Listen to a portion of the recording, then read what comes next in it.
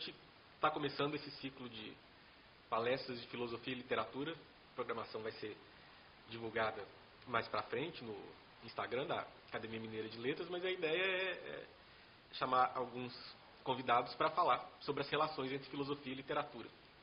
Eu acho que esse é um tema que dá muito pano para manga para reflexão.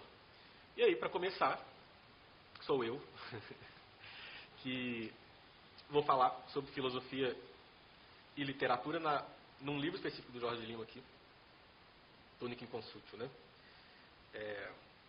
Então, o tema do que eu vou falar aqui hoje, então, depois eu estava pensando, o melhor título para essa palestra era Como falar sobre o que não pode ser nomeado. E a gente ia ver como que isso é possível na poesia do Jorge Lima. Ver na prática como falar sobre o que não pode ser nomeado. Acho que é um tema interessante e importante. Não apenas porque é um tema filosoficamente relevante. A gente pensar os limites da linguagem e as possibilidades da linguagem. E não apenas porque é um tema interessante culturalmente também. A gente está pensando como é que constrói uma cultura. A cultura fica interessante quando ela está explorando esses limites. Justamente quando ela sai do lugar comum, da repetição dos mesmos temas, dos mesmos chavões, e começa a explorar esses territórios selvagens e falar dessas coisas para as quais não existem nem palavras.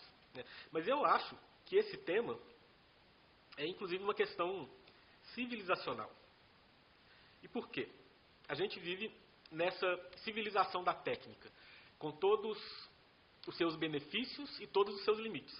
O que é uma civilização da técnica? É uma civilização cujo fundamento é o desejo humano de manipular a realidade segundo a sua vontade, indefinidamente. É um desejo de domínio sobre o real. E para fazer isso, qual é o caminho para fazer isso? A ciência e a técnica. Mas para a gente manipular a realidade indefinidamente, então, a gente primeiro tem que dominar ela com a mente. E como é que a gente vai dominar a realidade com a mente? Definindo-a, quantificando-a, descobrindo seus constituintes básicos, mas, em suma também, deixar tudo aquilo que é incompreensível de lado para a gente poder se focar naquilo que é compreensível. Então é interessante, porque o primeiro filósofo do Ocidente, Tales de Mileto, ele falou duas coisas que são verdadeiras, né, para quem medita no que ele disse. Primeira, que a água é o princípio de todas as coisas. O fundamento da realidade é a água, isso é óbvio, né? Um dia eu explico isso. Mas a outra coisa é que tudo está repleto de Deus, o que é verdadeiro também. Ele está expressando uma percepção da realidade que ele teve. Se a gente entende o divino, os deuses, como aquilo que é superior ao humano, o que ele está falando é que a realidade é superior ao humano. E tem esses vários elementos que são maiores do que a nossa mente humana, do que a nossa realidade humana. A nossa civilização é justamente o contrário disso. Não existe Deus nenhum. Tudo se reduz a átomos e vazio. E por que se reduz a átomos e vazio? Porque a gente pode entender completamente os átomos e o vazio, e a gente pode manipular eles e dominar eles. Átomo e vazio não reclamam, indefinidamente, a nosso bel prazer, segundo o nosso desejo de poder. Esse é o fundamento da nossa civilização da técnica. Uma civilização que, como eu falei, nos proporcionou muitas conquistas. A gente conseguiu, de fato, uma abundância material inimaginável em tempos anteriores. Mas aconteceu uma coisa estranha no meio do caminho. E isso é curioso. A gente nunca viveu tão confortavelmente, mas a gente nunca pareceu tão insatisfeito. O que a gente vê, hoje em dia, não é a celebração dessa abundância, dessa fartura, mas é uma angústia, uma epidemia de angústia e uma falta de sentido pervasivo. O que deu errado, então, nessa civilização da técnica, mesmo ela tendo dado tão certo?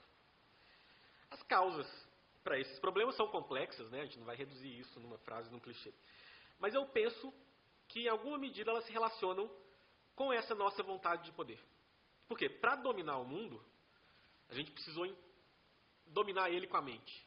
Para a gente dominar o mundo com a mente, a gente precisou reduzir ele. O nosso mundo, que a gente compreende por meio da ciência e da técnica, é um mundo muito menor do que o mundo real. Porque é um mundo que pode ser abarcado pela nossa mente e dominado por ela. Nosso mundo, em outras palavras, se tornou confortável, mas também estreito demais. E essa sensação de estreiteza é parte da nossa angústia e da nossa falta de sentido. Quando muita gente fala hoje que tudo é texto, essas pessoas estão reduzindo a realidade àquilo que as palavras estão tentando nomear. Só que a gente sabe, todo mundo que é honesto para pensar a própria experiência, sabe que as nossas experiências mais profundas e valiosas não podem ser adequadamente nomeadas. São justamente aquelas experiências para as quais as palavras sempre faltam. O amor e a morte, a grandeza moral, o sublime da natureza. A gente não tem palavras adequadas nem mesmo para expressar o que se passa dentro de nós. Então, a nossa situação real, ao contrário do que esse mundo da técnica quer fazer a gente acreditar, e faz a gente acreditar, é justamente o contrário. A gente vive num mundo em que as principais realidades não podem ser nomeadas nem conceituadas. Parmênides, esse filósofo pré-socrático, ele tem esse fragmento que fala que ser e pensar é a mesma coisa. O que é verdade para a inteligência divina. O mundo, o ser é inteligível, mas o ser diante do absoluto. A inteligência humana, finita e limitada, ela é menor do que o ser. O ser ultrapassa em muito o nosso frágil pensar. E aí, que as reflexões desse fenomenólogo francês contemporâneo, talvez o maior filósofo católico vivo da atualidade, que é o Jean-Luc Marion, tentou exprimir justamente essa situação, com a noção dele de fenômeno saturado, que é um avanço mesmo na pesquisa fenomenológica.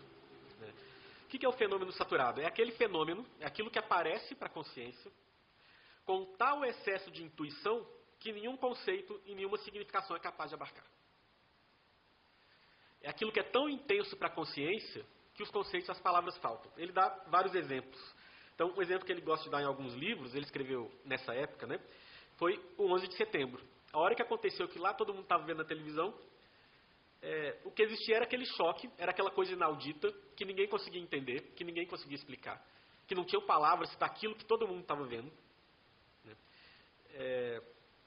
E só com o tempo, e com muito tempo que aquela experiência traumática aos poucos foi se tornando inteligível. Isso é o que o Marion chama de evento. O evento é esse acontecimento que ultrapassa todos os nossos conceitos e transfigura o modo como a gente vai ver a realidade depois. Se ele estivesse escrevendo recentemente, ele falaria da pandemia. Essa situação aí desses anos, que ainda vai demorar um tempo para a gente encontrar palavras, narrativas, etc. E que configura o nosso modo de pensar e de nomear atualmente. Mas ele também fala do ícone, e ele fala que a face do outro é um ícone. É um fenômeno saturado também. O outro, diante de nós, é aquele que sempre pode nos surpreender, e inclusive que pode nos surpreender, pode nos decepcionar. Isso faz parte dessa liberdade do outro que nunca consegue ser reduzida aos conceitos que a gente faz das pessoas. Ele também fala da carne que nos constitui. Ele fala do ídolo que configura a nossa visão. E aí tem todos os termos técnicos da filosofia dele que eu não quero me aprofundar nesse momento. E por fim ele fala da revelação. Ele é um filósofo católico, ele tem um trabalho em fenomenologia pura e um trabalho em teologia. E aí ele pega essa ideia de fenômeno saturado, fala que a revelação é o fenômeno saturado por excelência. Os discípulos de Cristo, ele analisa lá o Novo Testamento e tal, estavam vendo coisas que eles não podiam compreender. Eles só podiam relatar o que eles viram, mas que eles não podiam entender. E essa é a noção dele de mártir, testemunho, em grego. Então, ao contrário do que as nossas teorias científicas, filosóficas contemporâneas nos querem fazer acreditar, o mundo é para nós fenômeno saturado. O mundo, a nossa experiência do mundo é essa experiência que ultrapassa em muito o nosso pensamento, as nossas palavras e as nossas teorias sobre o que esse mundo é. E mais do que isso, o mundo está sempre a nos surpreender. Ele é sempre maior do que os nossos conceitos. Mas mais do que isso, ser um ser humano é se colocar diante do ser enquanto fenômeno saturado. deixando-se ser surpreendido por ele em admiração e assombro. O que significa isso? Uma coisa que o Heidegger vai falar muito do jeito dele. Nesse mundo da técnica, a gente olha para o mundo, a gente acha que está olhando para o mundo, a gente está olhando para os nossos conceitos sobre o mundo. Né? E essa não é a atitude filosófica por excelência. A gente tem que ultrapassar as nossas teorias e se colocar diante da totalidade da nossa experiência da vida. Né? Totalidade do real, tal como nós experimentamos, que é o ser para ele. Né? E aí a gente pode ter uma existência mais autêntica. Porque a gente não está vivendo de projeções, de construções mentais. Mas a gente está vivendo a partir da realidade. Né? Tem todo esse problema do Heidegger, assim, ele nunca define o que é o ser. Mas é porque eu acho que a grande marca do ser é a apofaticidade. O ser é sempre aquilo que é maior do que as palavras que a gente pode ter para nomear ele. O ser é a realidade. Né? Ou seja, o ser para nós aparece como um fenômeno saturado. E ser um ser humano é viver nessa realidade. E não na jaula metafísica que a filosofia moderna, que a ciência moderna nos colocou. Nada contra a filosofia moderna e a ciência moderna. O problema é quando só apenas isso existe no nosso horizonte de consciência, porque aí leva uma experiência falsificada da realidade. Tem que ser complementado, né? Ciência que nos trouxe tantos avanços, se ela se torna um ídolo, e aí como muita gente pensa, se torna a única forma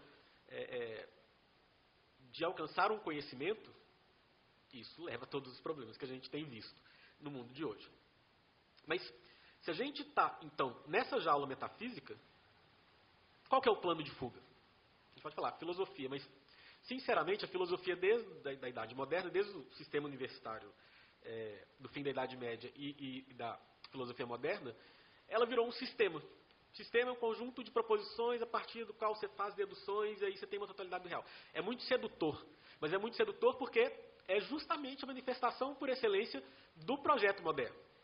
De que uma mente finita humana pode encontrar um conjunto de princípios e desses princípios deduzir a realidade inteira. Né? É o desejo humano da modernidade de que a sua mente seja equivalente à mente de Deus. É lógico que isso é um projeto fracassado desde o começo. Né? O sistema é sempre um mapa incompleto ou um jogo. A hora que a gente acha que ele de fato está esgotando a realidade, né, ele vira uma brincadeira de mau gosto. E a filosofia, hoje em dia, ela, né, apesar das tentativas do Heidegger e do Marion, em geral, ela não está buscando dar conta do fenômeno saturado. Não está buscando dar conta da totalidade do real.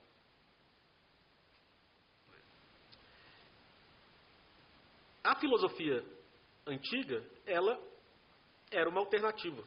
Quando a gente lê os diálogos de Platão, ele está buscando esse assombro, despertar o seu leitor para o assombro. E no Fedro, ele inclusive dá a entender que a filosofia está mais próxima dos delírios divinos, dos mistérios iniciáticos, ou da profecia, do que da linguagem refinada dos sofistas. Então é essa experiência. E é por isso, inclusive, que em vez de ele escrever tratados, ele escreveu diálogos. Com um grande elemento poético, dramático, narrativo. Porque essa era a ideia. Né? Mas recuperar a filosofia antiga é um projeto meritório. A gente, em alguma medida, tenta fazer isso, mas é complicado e não é uma coisa que está no nosso horizonte de consciência cultural. Né? Só que existe uma outra rota de fuga, e aí está o paradoxo. A linguagem, ela pode nos aprisionar, e de fato ela nos aprisiona, nessa jaula dos conceitos, das palavras bem definidas, né? Que leva a uma falsificação do real, que nos leva a perder a experiência do ser mesmo. Por outro lado, ela também tem o poder de nos libertar. Tudo depende do modo como nós a usamos. E a verdade é a seguinte, para além do discurso filosófico e científico da modernidade, existe um outro discurso mais antigo e mais venerável, porque é mais essencial. Porque a linguagem surge a partir desse discurso, que é a linguagem da poesia. Depois, um dia, explicarei como que, na verdade, isso remonta à liturgia. Mas vamos partir aqui, para ser mais fácil agora, da poesia. A poesia é o lugar onde a linguagem é criada, onde a linguagem é renovada, onde a linguagem onde a linguagem resiste ao desgaste natural que ela sofre com o uso constante das mesmas expressões, das mesmas palavras, que faz a linguagem se reduzir a um conjunto de lugares comuns. Faz a linguagem humana de seres humanos que estão tentando expressar a experiência do real que eles têm, parece ser um negócio que o ChatGPT fez. Né? Então, a poesia que é esse lugar de resistência, e, portanto, a poesia é esse caminho de libertação. Diante do fenômeno saturado, a poesia se encontra em vantagem, porque a intenção dela é tornar as palavras belas. A intenção da poesia é nos dar uma experiência memorável com as palavras, e não definir as palavras. Ela não tem um compromisso com o rigor, e por isso mesmo ela é mais rigorosa para falar daquilo que continuamente nos escapa. A poesia está sempre a levar a linguagem ao limite, e é por isso que ela cresce, na verdade. Quando trata daquilo que o sentido referencial, esse sentido de nomear as palavras, nomear as coisas, né, aquilo que o sentido referencial, diante de um excesso de ser, não é capaz de abarcar. Né? A poesia cresce quando ela fala, quando ela tenta nomear esses terrenos selvagens da nossa experiência do ser. Né? Quando ela tenta falar daquilo que no real ainda não foi adequadamente nomeado. Esse é o desafio da poesia, e é nesse lugar que ela encontra o seu poder. Então, repare, o Ezra Pound falava que os poetas são as antenas de um povo. Por quê? Os poetas que estão ensinando a gente a nomear as coisas. Justamente porque a poesia ainda não está presa do sentido referencial. Então, ela tem toda a liberdade de usar todos os recursos possíveis e necessários para avançar o poder humano de nomear e para renovar a linguagem. Então, a gente quer recriar uma cultura, a gente quer tornar uma cultura nova, a gente quer que a cultura pare de falar sempre das mesmas coisas, a gente tem que investir na poesia. É o primeiro lugar. Investir na poesia como um explorador investe num terreno selvagem. Explorar, descobrir o Polo Norte. É isso que um poeta está fazendo. Esse foi o projeto da poesia de vários movimentos e vários poetas. Os românticos, quando eles escreviam sobre emoções tão intensas que escapavam ao domínio da razão, do Paul Celan, ao lidar com a experiência do Holocausto, que é esse grande fenômeno saturado do século XX, cujo horror nenhuma palavra é capaz de prestar contas. Poesia ela não está presa, como o discurso técnico e científico, ao sentido referencial da linguagem. E é por isso que ela pode falar sobre o que não pode ser nomeado. E é por isso que essa é uma das suas grandes funções. E a melhor maneira da gente ver isso, entender isso, é ver isso acontecer na prática. E a gente vai fazer isso com a poesia do Jorge de Lima. A gente podia pegar vários exemplos. Então, é muito interessante. Para mim, o maior poeta de todos os tempos, muito temerário falar isso, mas eu vou explicar por que eu acho, é o Dante. Por causa da Divina Comédia, mas nem por causa do Inferno, que é a parte mais famosa, nem por causa do Purgatório, é por causa do Paraíso. Porque ele está falando no Paraíso justamente sobre uma experiência que as palavras humanas não podem abarcar. Então ele basicamente faz uma mágica com a língua. A língua do Paraíso vai sendo usada de uma maneira que nunca tinha sido usada antes, para falar daquilo que nunca poderia ser falado com palavras. É tão impressionante que o Franz Liszt, aquele compositor grandioso, ele quis musicar a Divina Comédia. E aí ele fez um canto do Inferno, muito bom. Ele fez um canto do Purgatório, cujo fim, que é a hora que o Dante ele passa por toda a purgação e chega no paraíso terrestre. É das coisas mais sublimes que já existiram na música erudita. E aí, na hora de fazer o paraíso, ele não teve coragem de fazer. Ele achava que ele não tinha a linguagem musical necessária para isso. Ele fraquejou onde o Dante teve coragem de avançar e conseguiu. A gente podia falar sobre o Rumi, esse poeta persa medieval. A gente podia falar sobre a Adélia Prado, que tem aquela poesia simplesinha, mas que é uma simplicidade enganosa, porque ela está o tempo todo falando sobre o fenômeno saturado e está entendendo a realidade nessa visão sacramental, a realidade do dia a dia, concreta, como símbolo, como manifestação de coisas superiores. Mas eu queria falar hoje sobre o meu livro preferido de poesia da literatura brasileira, que é A Túnica Inconsútil, do Jorge de Lima. Jorge de Lima é considerado por alguns como um dos maiores poetas do século XX, ao lado do Manuel Bandeira, Carlos Drummond, Cecília Meirelles, Murilo Mendes e outros. Ele nasceu em 1893 e morreu em 1953. Ele era médico, ele tinha um consultório no Rio de Janeiro, e esse consultório era meio um ponto de encontro de artistas, da intelectualidade da época, de poetas. O Mário de Andrade, num texto, diz que a qualquer momento nas horas de consulta, no escritório do Jorge Lima tinha sempre um doente e um poeta. Então sempre tinha um paciente lá e o pessoal falando de poesia. Ele também foi político, se dedicou às artes plásticas, mas é a poesia dele realmente que o tornou memorável. E essa poesia tem duas fases. A primeira é marcada por um modernismo regionalista. Ele veio do Nordeste para o Rio, né? E aí ele está falando sobre essa experiência regional dele. Só que aí, nos anos 30, ele fala que depois desse livro dele, Os Poemas Escolhidos, ele diz assim: comecei a me sentir insatisfeito com a minha poesia, a ansiar por novas soluções. Passei a inclinar-me, então, não mais para o gênero de poemas que eu fazia, mas por outro, de fundo místico. E aconteceu que, numa palestra com Murilo Mendes, notei que ele estava animado com o mesmo desejo. Então, para explicar o que está acontecendo aqui, que é muito interessante. Existia esse grupo de artistas, nos anos 20, que se reunia em torno de um poeta chamado Ismael Neri. Né? E eram vários... O melhor amigo do Ismael Neri era o Murilo Mendes, que é um dos grandes poetas brasileiros também. E era um pessoal muito ligado ao modernismo, muito ligado às vanguardas artísticas europeias, né? E muito modernão, para os anos 20 mesmo, assim. Só que o Ismael, apesar de ser isso tudo, ele era meio um dandy, meio um hipster da época, assim, como o Murilo. Ele também era um católico da Ordem Terceira Carmelita. E aí ele, o tempo todo, ele tentava traduzir essa experiência espiritual dele para essas pessoas que, nas palavras do Murilo Mendes, naquele livro Recordações de Ismael Neri, falava assim: naquela época não era possível, ninguém considerava que era possível ser um católico e ser uma pessoa de bom gosto. Né? Então, os anos 20 é esse começo dessa renovação cultural católica que vai dos anos 30 até os anos 50, 60 e que vai criar todo um meio cultural com essa veia da transcendência, do espiritualismo, e que o Murilo Mendes, o Jorge Lima, o Ismael Neri têm um grande papel. Né? Então, o Ismael Neri, ele acabou criando uma filosofia dele, que mais que uma filosofia é um método contemplativo, que ele chamava de essencialismo. Né? E o Murilo Mendes, desde o primeiro livro de poemas que ele publicou, em 1930, que chama Poemas, que é a coletânea do que ele tinha feito até então, né? Ele é fortemente influenciado pelo essencialismo. O que acontece? O Ismael Neri morre em 1933.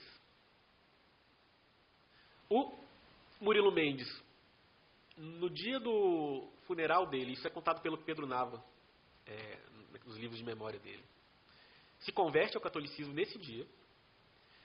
E aí, essa poesia que já era essencialista, vira uma poesia essencialista católica. E aí ele começa a conversar com o Jorge Lima, eles eram amigos lá, ele explica qual que é o projeto que ele estava tentando fazer, o Jorge Lima compra a ideia e eles publicam em 1935, é o primeiro livro católico do Murilo Mendes, que chama Tempo e Eternidade, que é junto com o Jorge Lima, e que é tão católico que a epígrafe é Restaurar a Poesia em Cristo. É um programa mesmo, cultural, que eles assumem, que o Murilo Mendes assumiu depois da morte do Ismael, e que o Jorge Lima comprou. Ele já estava querendo sair do esquema regionalista e ele achou que esse era um caminho. Né? E a base da poesia do Murilo Mendes, então, como eu falei, é essa filosofia essencialista do Ismael. Mais do que um sistema filosófico com teses e argumentos, o essencialismo é um caminho contemplativo em busca, vou citar o próprio Murilo, do essencial, do absoluto e da unidade. Segundo Murilo Mendes, o essencialismo era baseado na abstração do tempo e do espaço, na seleção e cultivo dos elementos essenciais da existência, na redução do tempo à unidade, na evolução sobre si mesmo para a descoberta do próprio essencial, na representação das noções permanentes que darão à arte a universalidade. Eu acabei de postar no Medium hoje um texto que eu escrevi há muito tempo sobre o essencialismo, então quem tiver curiosidade de explorar, está tudo explicadinho lá.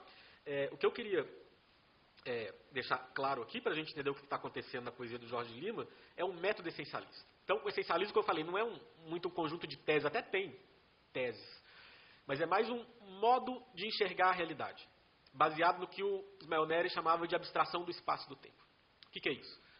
A gente faz um exercício mental para considerar uma certa realidade, a gente abstrai o espaço e o tempo. Então, por exemplo, estou eu aqui agora, né? Mas os meus antecessores, que estão para trás no tempo, os meus sucessores que estarão para frente no tempo, eles não estão aqui agora. Mas com a abstração do tempo, a gente consegue considerar todas essas pessoas em conjunto. E a gente começa a ver as relações entre as gerações. Ao mesmo tempo, eu estou aqui, mas tem outras pessoas em outros países, tem as coisas acontecendo nos outros planetas, tem a totalidade do universo, que a gente não percebe, que a gente não presta atenção, porque a gente está concentrado no aqui e agora. Com a abstração do espaço, a gente considera a totalidade da realidade, no espaço e no tempo, simultaneamente. Então, o essencialismo, e a partir disso que a gente começa a ver todas as coisas. Então, a gente entende a moral nessa perspectiva. Né? Não a moral que eu vou fazer agora, que vai ter a consequência agora. Mas qual que é a consequência no fim dos tempos do que eu fizer agora? Né? Isso vale para as várias outras áreas. Né? Então, é um método de alcançar a perspectiva do todo. É isso. A perspectiva do todo que vai aparecer como a perspectiva da unidade, do absoluto e do essencial. É esse que é um método. E é interessante porque, como é um método contemplativo, mais do que escrever um tratado filosófico sobre ele, ele funciona bem como inspiração para manifestações artísticas. Então, Ismael Nery era um pintor. E aí, as pinturas dele são muito assim. Você colocar várias gerações no mesmo quadro, você colocar o interior e o exterior de um ser humano no mesmo quadro. Né? Você colocar, tem um quadro famoso dele, que na época que ele foi vendido num leilão nos anos 70, foi o quadro que pagaram mais caro no Brasil para um leilão. Né? E era um autorretrato do Ismael, um desenhozinho de Paris, porque ele estudou arte em Paris, e um desenhozinho do Rio de Janeiro. Ele está mostrando as várias épocas importantes para a vida dele, na obra dele, pela abstração do espaço e do tempo. A poesia também se presta muito a isso. E aí é interessante porque o Ismael, o Murilo e depois o Jorge de Lima, eles foram fortemente influenciados pelo surrealismo. E quando muita gente, portanto, lê a poesia deles, o Ismael também escreveu poesia. Só que o Ismael é interessante porque ele morreu de tuberculose, ele ficou 3 anos no sanatório para tentar curar. E aí ele começou a escrever poesia no sanatório para passar o tempo. Né? E ele escrevia e jogava fora as poesias. Aí o Murilo Mendes combinou com os enfermeiros lá para pegar as poesias dele no lixo. E aí a gente tem por causa disso. Né? Então, quando a gente vê essas manifestações artísticas desses autores todos, a gente pode achar que eles estão fazendo arte surrealista. Mas, na verdade, o estilo surrealismo é você fazer imagens surpreendentes, inusitadas, incongruentes, para enfatizar o aspecto irracional da realidade, o aspecto onírico. Né? Então, é uma manifestação do irracional, o irracional que a cultura europeia estava vendo naquele período das guerras mundiais. Né? Mas o essencialismo, esses autores e artistas, eles estão usando essas imagens inusitadas porque eles estão fazendo a abstração do espaço e do tempo. Não é para o irracional, é para um supra-racional, é para a visão do todo. Então, quem não entende que é um meta-essencialista que está por trás disso, não percebe o que eles estão fazendo, mas é isso que eles estão fazendo. Que é uma coisa absolutamente genial, é uma coisa que não tem equivalente em nenhum outro lugar do mundo. Eles criaram e eles fizeram esse tipo de arte. E mais do que isso, é uma coisa que poucas pessoas perceberam ainda. Mas a gente fala dos vários submovimentos dentro do modernismo brasileiro, um deles é o movimento essencialista. Porque você tem o Ismael, que é um dos grandes pintores modernistas, que é um poeta também. Você tem a poesia do Murilo Mendes e Jorge de Lima, que são 2 dos maiores poetas do século XX, no Brasil. Você tem a poesia da Dalgisa Neri, que é uma autora importante, era a esposa do Ismael. E, inclusive, o começo de um romance dela, que se chama Imaginário. Então, é uma filosofia que inspirou vários tipos de arte, de artistas muito importantes. Né? Mas ainda não foi reconhecido como um movimento, porque ninguém chegou e falou que é. E porque ninguém entende muito bem o essencialismo, porque não tem um livro que escreveram sobre essencialismo. Você tem que ir coletando as fontes e fazer é igual trabalhar com fragmento pré-socrático, na verdade. Isso eu fiz nesse ensaio, né? Eu pretendo desenvolver isso depois, melhor em um livro, mas por enquanto tem essa síntese do essencialismo que eu fiz, que está nesse ensaio. Foi publicado num livro sobre Ismael Nery e Murilo Mendes, que o pessoal de Juiz de Fora fez, mas eu coloquei esse ensaio lá na página do Medium. Né? Então, é interessante, mas acontece o seguinte, no Tempo e Eternidade, o Murilo está fazendo poesia católica essencialista, tudo bem. O Jorge de Lima está fazendo poesia católica, mas ela é ainda muito próxima do estilo da poesia anterior dele, mais regionalista. Ele ainda não está usando essencialismo no Tempo e Eternidade. Mas aí, 3 anos depois, em 1938, ele escreve esse livro, A Túnica Inconsútil, baseado inteiramente E não é todo mundo que percebe, mas quando a pessoa estudou essencialismo, bate o olho e já vê. Né? No método essencialista, mas mais do que mostrar o domínio completo desse método que ele mostra, ele na verdade mostra que ele conseguiu avançar nesse método. Ele conseguiu se aprofundar artisticamente nesse método, e isso é interessante, porque, por um lado, esse livro então é um pouco parecido com o que o Murilo Mendes faz. E o Murilo Mendes é um dos grandes gênios da poesia brasileira mesmo. Mas, por outro lado, ele está fazendo, né, ele está empregando esse método essencialista de um modo profundamente pessoal e absolutamente radical. E é por isso que, assim, eu quando li esse livro, eu falei, eu nunca li nenhum livro igual a esse. Em nenhum lugar do mundo. Ele é realmente, assim, um patrimônio da cultura brasileira. Se fosse uma língua que as pessoas estrangeiras sabem mais, porque o português é meio, infelizmente, um gueto linguístico, em muitos casos, né? Ele seria famosíssimo no mundo todo. Por causa desse livro e depois do outro que ele faz na mesma veia, que é a Invenção de Orfeu, que é um épico essencialista. E é sobre o Tunic Consulti que eu quero falar. E para mostrar justamente como que o que ele está fazendo aí, esse livro é tão grandioso, porque esse livro inteiro é uma tentativa de falar sobre o que não pode ser nomeado, da perspectiva essencialista. Então, eu primeiro quero ler um poema aqui. A gente quero mostrar na prática. E eu quero que vocês tenham a experiência mesmo, assim, porque é questão de ter experiência.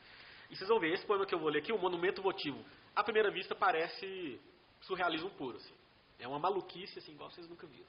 Mas vocês vão ver que é uma visão do todo. É uma tentativa de captar a totalidade do real, nos seus aspectos mais elevados, levando a linguagem ao limite necessário para isso. É uma experiência, assim, absolutamente radical. No grande monumento votivo, ó musa desconhecida, colocarei na base, incrustados na pedra, ouro, cedro e marfim, para exprimir a unidade da matéria. E em cima, um propiciatório de bronze chapeado de prata para as oblações de Deus. E em cima, duas mãos entrelaçadas, muito unidas, como a ânsia dos seres. E acima, a arca do altar. E em cima da arca do altar, um ornitorrinco equilibrando uma esfinge que amamenta um centauro recém-nascido. E acima do centauro, o número que é o símbolo do infinito. Pedirei a Cristo o alfa e o ômega para bordar no peito de um grifo. Ornarei os lados com prismas, onde o vento soará sinfonias e arco-íris. Todas as colunas encerrarão bramas de 1000 braços, adorando o coração universal do Filho, e grais cheios de ouro, incenso e mirra. Todos os pedestais terão redomas de 70 ciclos de diamantes, com a representação da Trindade imortal. E num fundo de linha retorcido, um círculo, uma esfera, o símbolo da túnica inconsútil, a tiara dos pontífices, os cachos, as espigas, as colmeias, o logaritmo, o olho da falena, o diamante lapidado e o ventre das virgens. Oferecerei a Deus a humilhação do ouro debaixo do imã, a obediência das coisas em se entrelaçarem, o equilíbrio em ascensão contínua, a lei de gravidade arrependida e a vitória da levitação. Quero agradar ao coração de Deus, oferecendo-lhe o tabernáculo do concerto e das alianças. Mandarei convidar as tribos, a arca, os trabalhadores dispersos de Babel. E sagrarei para a glória do Senhor a morte e a ressurreição de Eva, em louvor da Virgem Teóloga. Se isso aqui não é o fenômeno saturado, na nossa cara, nada mais é. É realmente, assim, absolutamente impressionante o que ele está fazendo aqui. É uma descrição de um monumento votivo malucão, né? Mas a totalidade do real sintetizado aqui. Nessa perspectiva católica. E é isso. A gente vê aqui não uma justaposição de imagens irracionais, igual pode parecer à primeira vista, né? Mas uma corajosa busca por dar conta do ser em seu todo. Todos os seus aspectos. Dando a entender que a realidade sempre ultrapassa as palavras. É o poeta sem recuar diante do fenômeno saturado. Tem um outro poema aqui que eu queria ler, para vocês verem também essa coisa de um surrealismo a serviço da expressão de realidades espirituais. que é o poema mais famoso do livro, que é o Grande Circo Místico. Ele foi famoso porque depois ele foi, em 80 nos anos 80, 83, ele foi musicado, e virou um musical. Foi adaptado para um musical. É só um poeminha, mas virou um musical com composições do Chico Buarque. E em 2018 fizeram um filme baseado no musical. E o poema é esse aqui, que é uma história de uma família que trabalha no circo. O médico de câmera da Imperatriz Teresa, Frederico Nips, resolveu que seu filho também fosse médico. Mas o rapaz, fazendo relações com a equilibrista Agnes, com ela se casou, fundando a dinastia de circo Nips, de que tanto se tem ocupado a imprensa. Charlotte, a filha de Frederico, se casou com um clown, de que nasceram Marie e Otto. E Otto se casou com Lily Brown, a grande deslocadora que tinha no ventre um santo tatuado. A filha de Lily Brown, a tatuada no ventre, quis entrar para um convento, mas Otto Frederico Nips não atendeu. E Margarete continuou a dinastia do circo, de que tanto se tem ocupado a imprensa. Então Margarete tatuou o corpo, sofrendo muito por amor de Deus, pois gravou em sua pele rósea a via sacra do Senhor dos Passos. E nenhum tigre a ofendeu jamais, e o leão Nero, que já havia comido 2 ventrílocos, quando ela entrava nua pela jaula adentro, chorava como um recém-nascido. Seu esposo, trapezista Ludwig, nunca mais a pôde amar, pois as gravuras sagradas afastavam a pele dela e o desejo dele. Então, o boxer Rudolf, que era ateu e era um homem fera, derrubou Margarete e a violou. Quando acabou, o ateu se converteu, morreu. Margarete pariu 2 meninas que são o prodígio do grande circo Nips. Mas o maior milagre são as suas virgindades, em que os banqueiros e os homens de monóculo têm esbarrado. São as suas levitações que a plateia pensa ser truque. É a sua pureza em que ninguém acredita. São as suas mágicas em que os simples dizem que há o diabo, mas as crianças creem nelas, são seus fiéis, seus amigos, seus devotos. Marie e Helene se apresentam nuas, dançam no arame e deslocam de tal forma os membros que parece que os membros não são delas. A plateia bisa coxa, bisa seios, bisa sovacos. Marie e Helene se repartem todas, se distribuem pelos homens cínicos, mas ninguém vê as almas que elas conservam puras. E quando atiram os membros para a visão dos homens, atiram as almas para a visão de Deus. Com a verdadeira história do grande circo Nips, muito pouco se tem ocupado a imprensa. Então, uma história surrealista, loucona, mas ele está falando, olha, a principal história é a história espiritual que ninguém está vendo. E é isso que ele está tentando nomear aqui, a partir dos fatos exteriores. Como eu falei, o Jorge Lima tem uma perspectiva única na sua aplicação do método essencialista. E é interessante, porque ele fala numa entrevista dele, né, dessa fome do eterno, do essencial e do universal. Ele está usando as palavras do movimento essencialista claramente aqui. Né? Mas ele buscou realizar isso de uma maneira própria. Que maneira própria é essa? O nome A Túnica Inconsútil é uma referência à túnica de Cristo, que nas palavras do Jorge de Lima, é a única que não se pode dividir. Ou seja, é uma referência a essa busca essencialista pela unidade do real. Mas também me parece ser uma referência à unidade que o livro tem. Esse livro ele tem que ser lido como um todo. Né? E qual que é esse sentido uno desse livro? O Murilo Mendes, falando da poética do Ismael Neri, sintetizava ela assim, sensibilidade micrométrica mais a visão intemporal dos acontecimentos.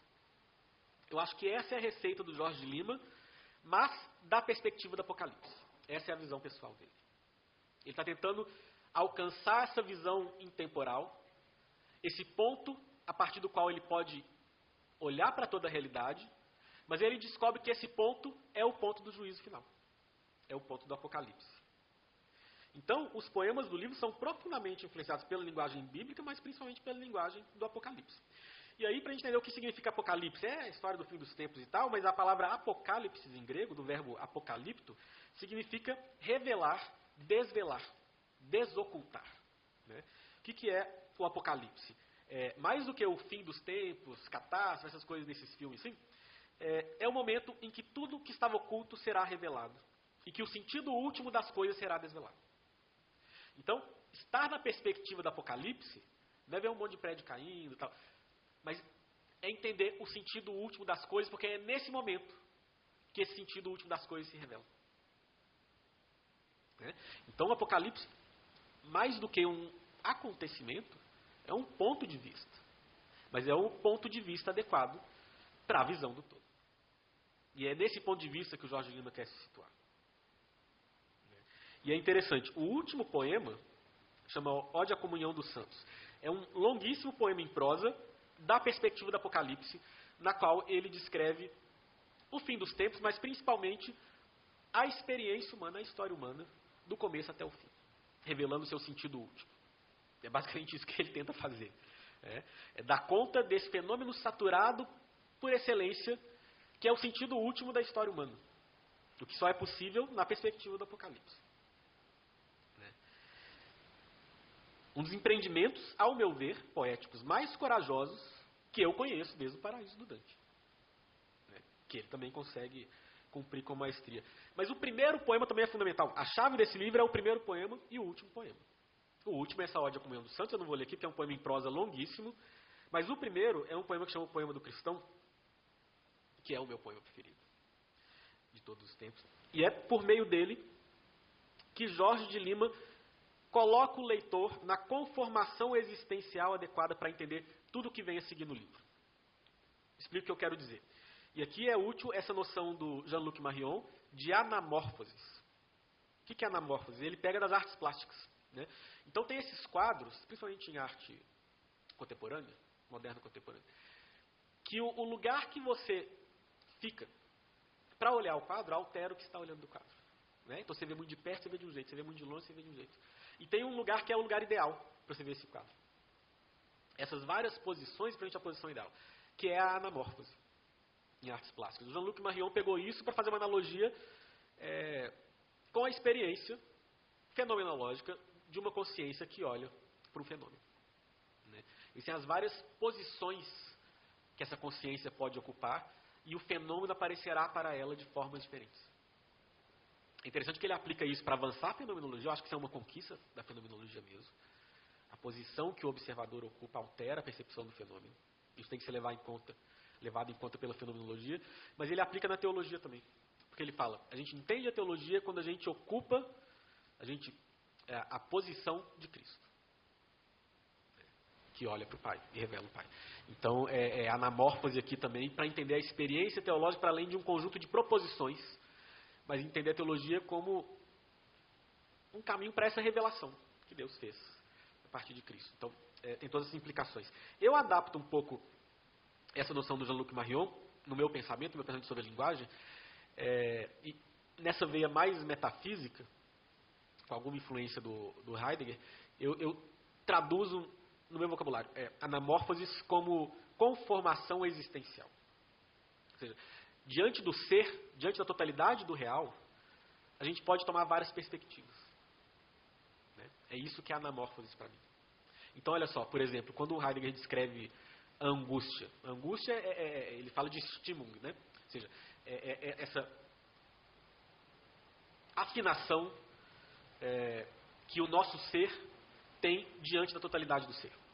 Então a angústia, ela não é dirigida a nenhum objeto. A angústia é o momento que nós nos colocamos diante da escassez, da finitude do ser. E a gente entende que o nosso próprio ser está em risco diante da finitude do ser. Mas em outros textos, por exemplo, naquele que é filosofia, ele vai falar que o taumazen, que Aristóteles fala na metafísica, o admirar-se, o espantar-se, é também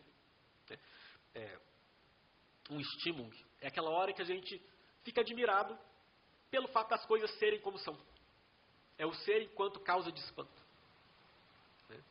E para mim isso tudo são essas conformações existenciais. Tudo isso é anamórfose. Nessa minha ideia de uma metafísica da pequena via, que eu tenho que desenvolver mais extensamente depois, eu penso isso, o olhar da criança, o olhar dos pequenos, é essa conformação existencial adequada para a gente entender o ser como gratuidade e como abundância. Então tem essas várias posições existenciais que a gente pode ocupar, e aí aspectos diversos do ser se revelam para nós, dependendo da conformação existencial que a gente está, dessa anamórfose. Agora, como é que a gente vai tomando essas várias perspectivas? Um dos jeitos, tem vários jeitos de fazer isso, às vezes isso acontece naturalmente mesmo, Mas a poesia, justamente por ela não estar tão preocupada assim com o sentido referencial da linguagem, ela pode, ao invés de tentar descrever com precisão um fenômeno, ela pode ser um conjunto de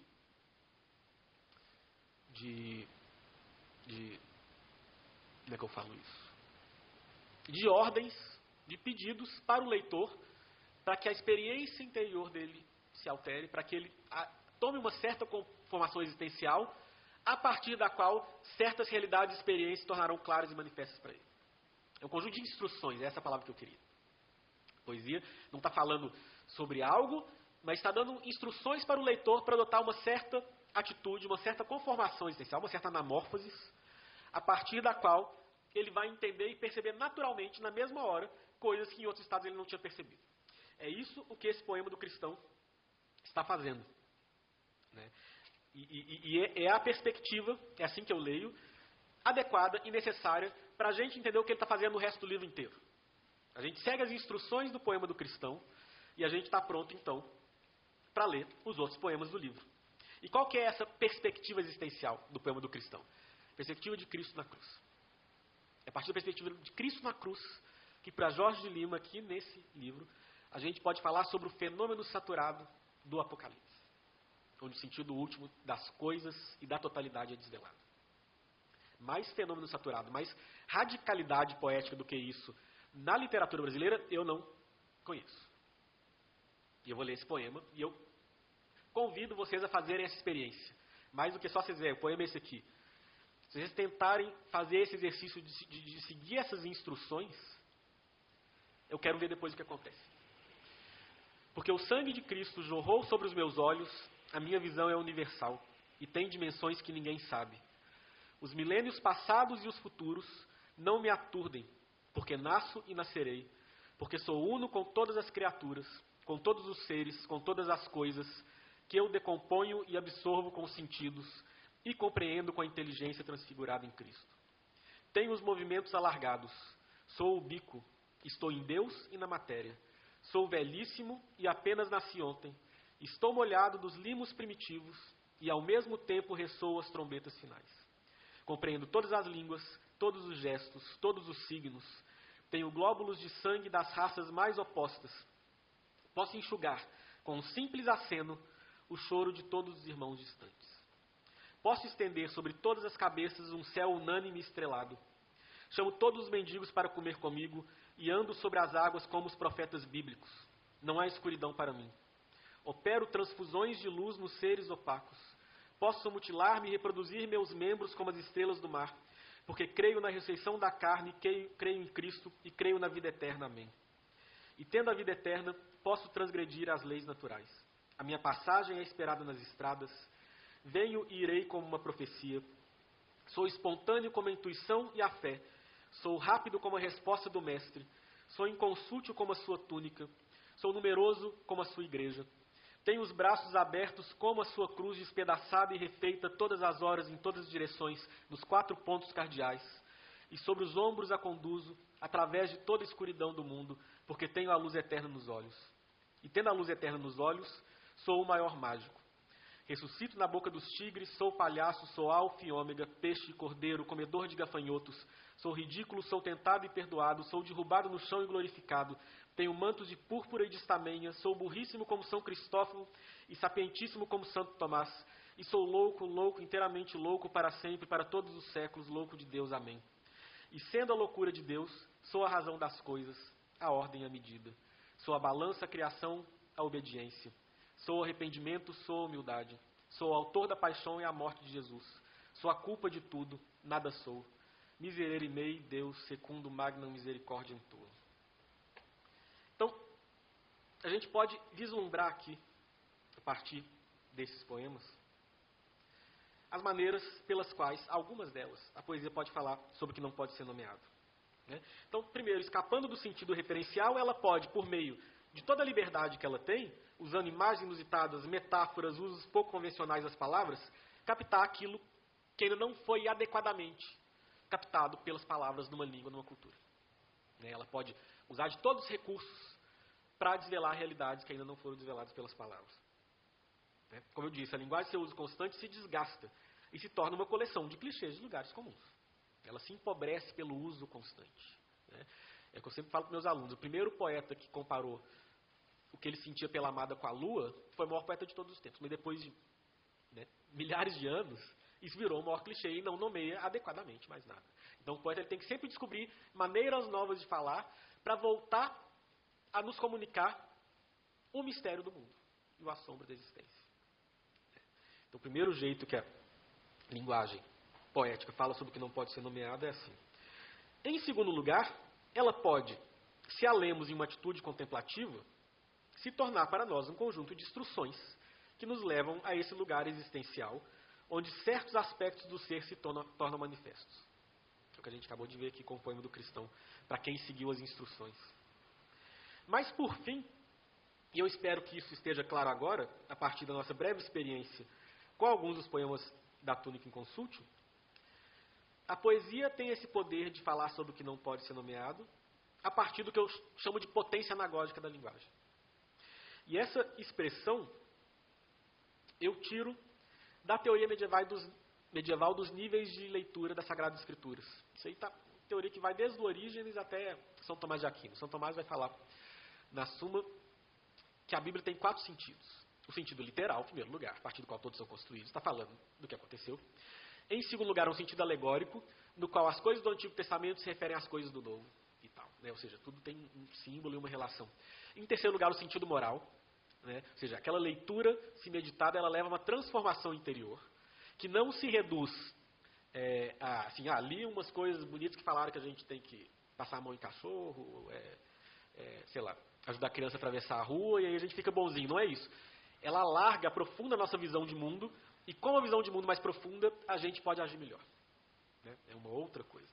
Mas em quarto lugar, ao levar a gente por todos esses níveis, as escrituras, para quem usa elas como suporte de oração, pode nos levar a um lugar que está para além das palavras, para uma experiência contemplativa, para o fenômeno saturado que transcende toda palavra, que no caso da Bíblia é a experiência de Deus, né? Ou seja, isso é interessante.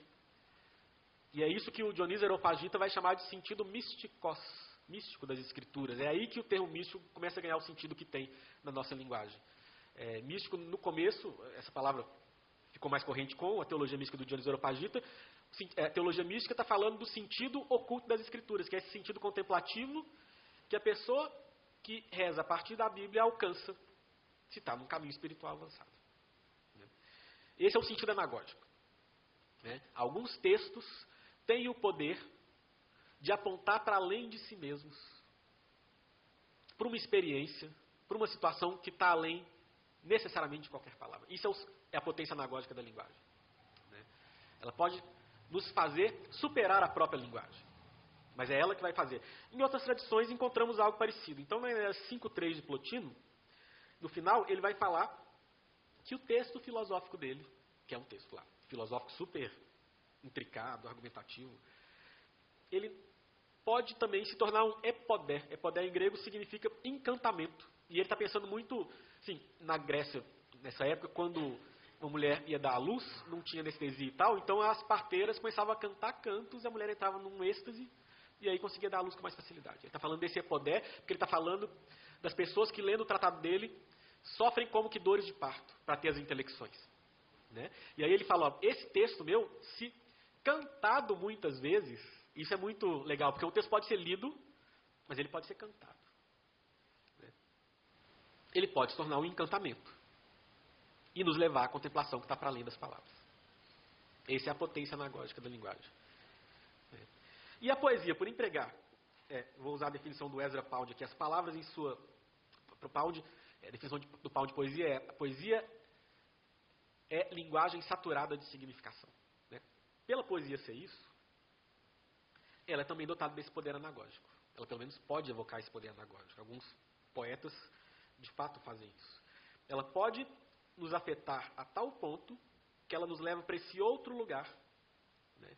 E aí são vários outros lugares, interiores, exteriores, contemplativos, etc., que a linguagem não pode alcançar. Ela leva para além dela mesma. Para mim, a poesia, ela se torna maior do que nunca quando ela está fazendo isso, quando ela evoca essa potência anagógica da linguagem, de nos levar para onde a própria linguagem não pode ir. O sentido último das palavras de um poema que quer nos falar sobre o inefável é apontar para além dessas próprias palavras, em direção ao fenômeno saturado, de maneira que tudo que reste seja o silêncio, o assombro e a contemplação. Poesia que consegue acessar esse poder anagógico é, ao meu ver, a melhor poesia. Pois é assim, mais do que de qualquer outro modo, que ela é capaz, tal como a gente viu aqui no Jorge Lima, de falar sobre aquilo que não pode ser nomeado. Obrigado. É isso que eu tinha para falar.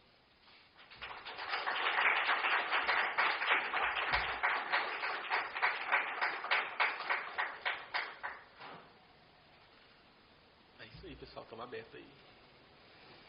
Conversar um pouco. Nos poemas que o senhor leu aí pra gente, nas poesias, para fazer uma análise deles, não seria uma análise simbólica de cada elemento, sim, né? Como que o senhor diria que é uma forma válida e coerente de fazer análise dos poemas desse movimento, para além de só pegar alguma coisa e falar que é um símbolo para algo, né? Eu acho que nesse caso aqui, entender um pouquinho o método essencialista ajuda muito, porque ele está sendo baseado nisso. Depois, eu acho que é, primeiro, fazer o que a gente acabou de fazer aqui, é ler e ter a experiência, de se deixar ser afetado. Depois, a gente pode fazer uma segunda leitura meditativa, na qual a gente vai vendo parte a parte, fazendo análise simbólica. Ou seja, vendo o que cada símbolo evoca para a gente. Lembrando que o símbolo é uma matriz de intelecções, não tem uma resposta certa para o significado de um símbolo, mas ele vai evocando várias coisas. Então, acho que é isso. Primeiro, uma leitura, né, corrente, assim, para ter o impacto, e depois a leitura meditada para ir tentando ver o que isso significou. Né? Mas é uma operação alquímica mesmo na alma, assim, é deixar ser transformado por esse poema e alcançar um lugar contemplativo. Então, você acha que, tipo assim, duas pessoas vão ter realmente análises diferentes que vão ser igualmente válidas? E aí vai estar dizendo mais sobre a pessoa que está fazendo essa análise, talvez. Legal. Sim. E não é de outro jeito, porque isso aqui não é uma charada que tem uma resposta certa. Isso aqui é mobilização de símbolos para fazer o leitor ter intelecções. Intelecções sobre as quais o poeta não tem controle. É isso mesmo.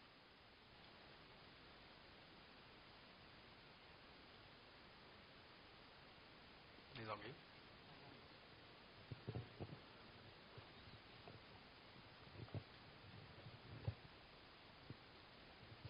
Boa noite.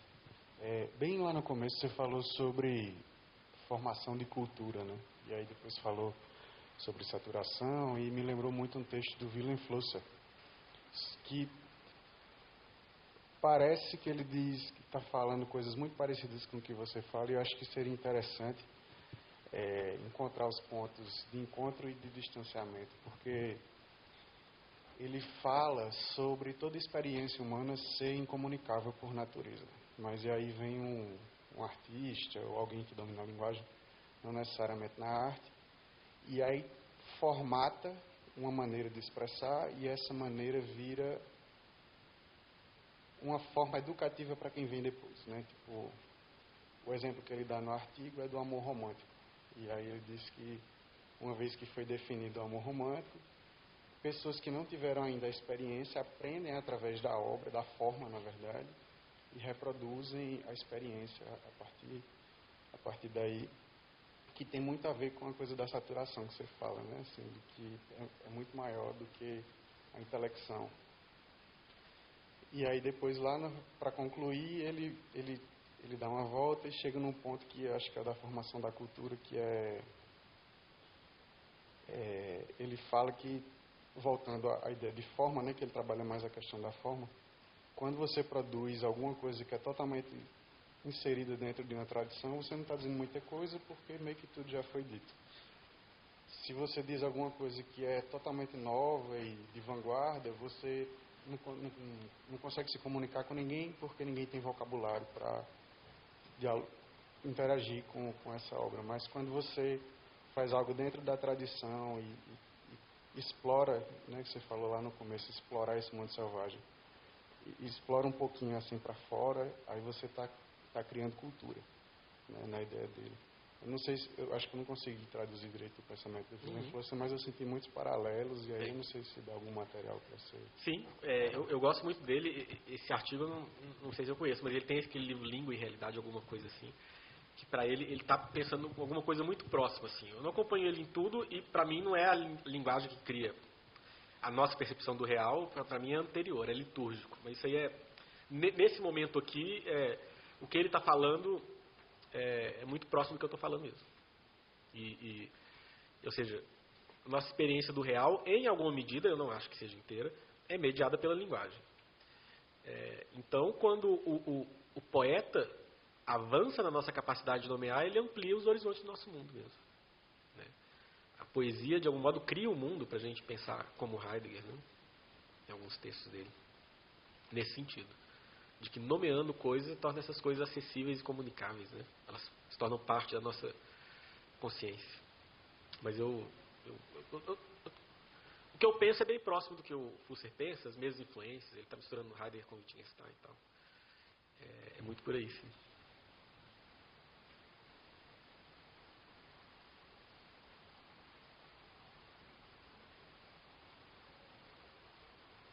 Mais alguém?